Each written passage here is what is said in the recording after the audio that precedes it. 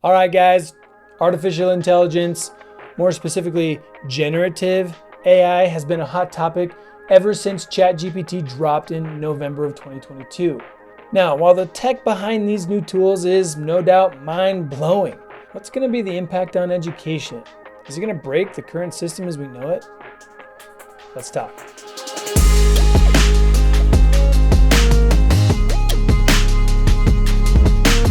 While AI has been around for a while now, it seems that teachers and schools have recently been more intent on trying to wrap their heads around this massive wave of tech. Many initially banned it. They feared students would use it to get around having to put a lot of effort into their work or cheat.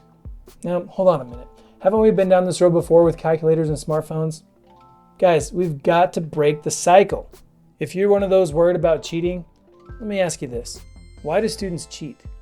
It could be that they feel some pressure to succeed. Maybe they are overwhelmed and need something quick. Another reason, and not gonna lie, this one might hurt a little. Maybe they're just not interested in what you're teaching and they're looking for the easy way out. And tools like ChatGPT, well, there's no doubt that they can make tasks faster and easier, which is pretty hot and tempting to even the best student. Another thing I see when I read about AI in education regards plagiarism. So what's the big deal with plagiarism? Well, if a student uses ChatGPT to write an essay, is it still their own work? Many argue it isn't, but I'm not so sure. It is true that AI models analyze existing material that influence its output, but isn't that what anyone is doing when they're creating something? They do research, analyze material that already exists, get inspired by other work, etc., etc. Simply put, I think generative AI works just like when you put numbers into a calculator. The magic happens in the prompting. The better the input, the better the output. And guess what? If you're really good at prompting, you can become an AI prompt engineer and earn a six-figure salary. But hey, if you're still worried about plagiarism, then why not have students cite the AI tool they used? It's a simple solution that acknowledges the role of AI while maintaining academic integrity. Look, I get it. Keeping our students honest is a big concern. And I honestly don't know the right answer. Each educator needs to decide the best way to handle these tools in their respective classrooms. Students have been using technology to replace hard work for decades. But here's the thing. We shouldn't ban something solely based on the prospect of cheating. David C. Banks, who's the chancellor of New York City schools, said it best. The knee-jerk fear and risk of potential misuse overlook the potential of generative AI to support students and teachers, as well as the reality that our students are participating in and will work in a world where understanding generative AI is crucial. And by the way, New York City schools reversed their ban on using AI. So how can AI actually support students and teachers? Well, before I answer this question, hear me out. The first and absolutely most important piece of this complicated puzzle is simply our willingness to admit that AI is here to stay and it just might actually help and even enhance the learning experience. Guess what, guys? Students are going to use these tools whether they're explicitly allowed or not. While some might use them in ways we don't necessarily like, others will use them to learn, explore, and understand the technology. At the very least, teachers need to address it. Talk about it, help students understand it, and learn if and how they can trust it. Don't just ignore it. Do whatever you can to get in front of it. So, educators, listen up. We've got some incredible opportunities here. AI can help us out on the back end quite a bit. It'll speed up those mundane tasks that eat up our time. Things like parent communication, feedback on student work, grading, you name it. It can also produce ideas for activities, write lesson plans, create test questions, rewrite complicated concepts to adapt to a particular student's reading level, and help us in other ways that we haven't even thought of yet. And don't even get me started on the possibilities for students.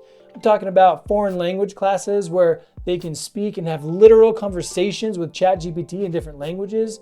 Math tools like Photomath can help them understand those tricky concepts and see where they went wrong. And science classes can process data and help develop hypotheses for deeper learning. Now, let's give a special shout out to the language arts teachers out there. We know that you guys are feeling the impact of generative AI tools the most, but there is a silver lining. See, these tools can be your secret weapons. They can generate ideas, provide feedback, and help students improve their writing skills as they learn to analyze generated work for accuracy, bias, and overall quality.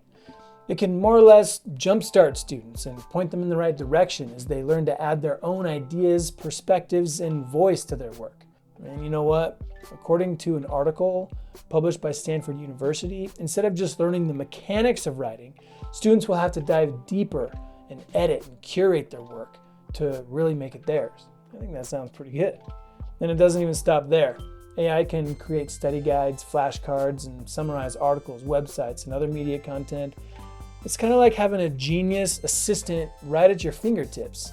AI can take care of all those little time-consuming tasks for students too, so that they can then focus on learning in a way that makes sense to them.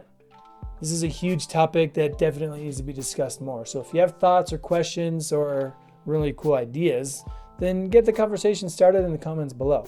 All right, if you take one thing away from this video, it should be this. AI is a collaborator, not a replacement. And I think it's important that we help students understand that. If we don't address these tools, then students will, in many ways, use them to replace having to do anything. And at that point, guys, education will be broken. Look, the one thing that AI does not understand is what it means to be human. While algorithms might predict our likes and dislikes, it doesn't understand our taste and the stories behind it. It can't fully understand what it means to be happy, in love, or at peace. It doesn't get sadness, disappointment, or failure. It can make tasks easier and faster, but it can't fully understand our human experiences, our struggles, and our passions. Where possible, we need to focus on meaning and help students use that meaning to express themselves in positive ways. If we can't do that, then we're going to see that thing that makes us slowly fade away. So let's embrace AI the right way, where we blend the best of technology with the beauty of our humanity.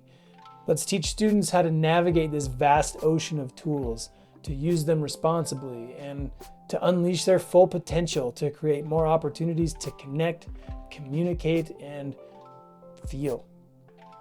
Let's shape a future where AI enhances education instead of breaks it. Well, that's all for now.